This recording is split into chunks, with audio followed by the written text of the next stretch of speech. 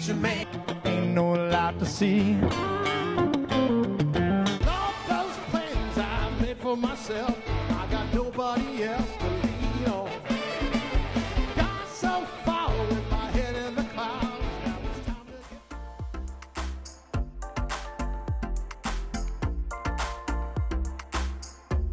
get. You're watching America Trends. I'm Mary Burt-Godwin.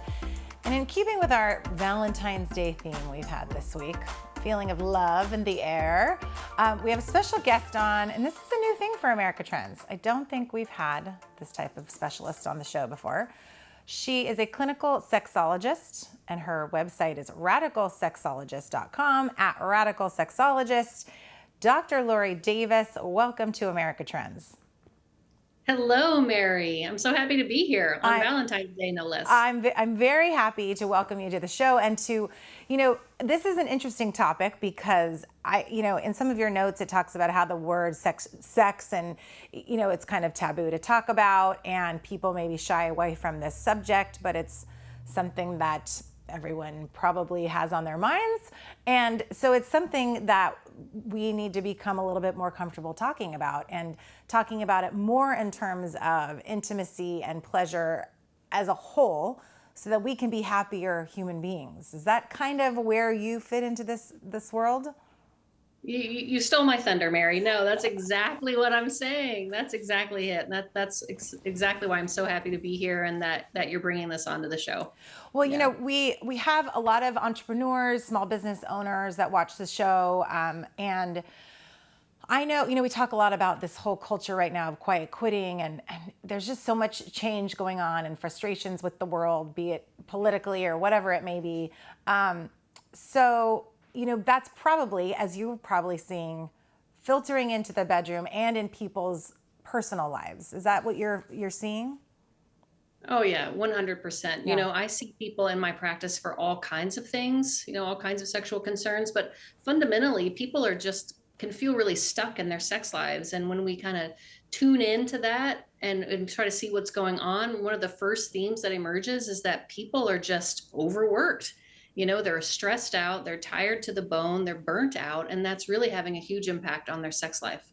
And so I spend a lot of time in my work talking about people's work. And sometimes I can feel more like a work coach than a sex coach because it does just have such a big impact on our sex lives. Yeah, I think probably people would not see the connection right off the bat. But as you're talking about it, it just makes a lot of sense because it's hard to check the feelings from work or the bad day or whatever is maybe happening at the door, right? A lot of times it bleeds into the home and that's just natural. So, but there's got to be ways in which I'm sure that's, what you work on with people. But first I want to talk about your background. You were a doctor of nursing, right? That's right. And then you have an expertise in a certified sex counselor. So you of merged these two professions and you now work with women and their partners to help them get out of maybe a rut and help them improve their sex lives. And probably in turn, which might help their work life because if they're happy there, they're going to be happier at work probably. But tell me how so people come to you and then you work with just the women or the couples together? So I work with people of all genders. My work did start with women. My work here started when I met a series of women who were having problems in sex and they just frankly were being ignored by the medical profession. And, I had one of those like light bulb aha moments, like a cartoon light bulb over my head, where I thought, what? Women deserve better. And, I can do better by them. I had my own sexual journey, had learned so much, but, some of that is just really simple messages that were so healing around learning that I wasn't alone, right? That I wasn't the only one, I wasn't broken, and that what I was going through really mattered. And that's the kind of messages I wanted to bring to women, but to also bring to them the very best that medicine had to offer to help them live the sex life that they wanted. I've combined that with the counseling, like you said, so that we can really offer something holistic for, mind, heart, soul, body, so that you can show up in your sex life just the way you're wanting to. Yeah, well, it occurs to me that women over the past, I don't know how many years, 30, 40 years, have really taken, they're also leaders in the workplace, also raising a family, a lot of times pulled in a lot of different directions. And then also the notion that they're wearing matching bra and panties all the time and maybe garters and they've got to keep up this look for whatever reason. And that's probably not accurate or even doable, So I don't know. Do you see that kind of frustration in women? That is, I can't be all things to all the people.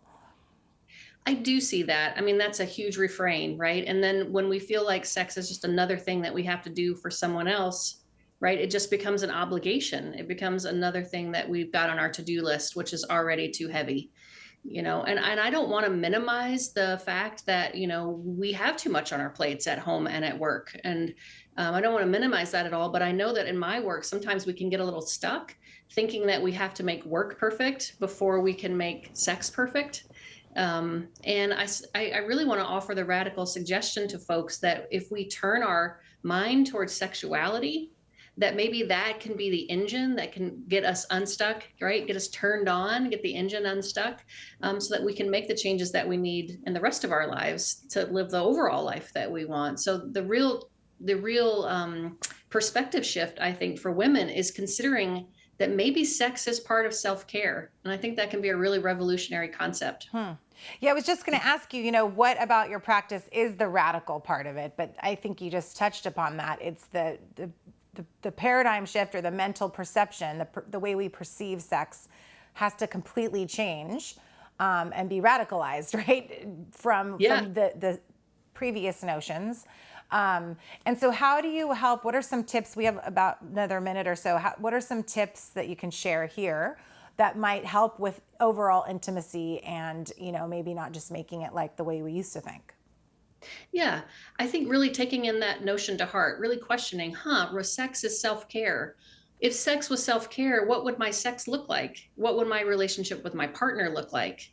Right. And sometimes we can get a little stuck when we start to think that way because there's so much baggage attached to the word sex. So the first thing I have people do is just throw out the word sex altogether and call it something else.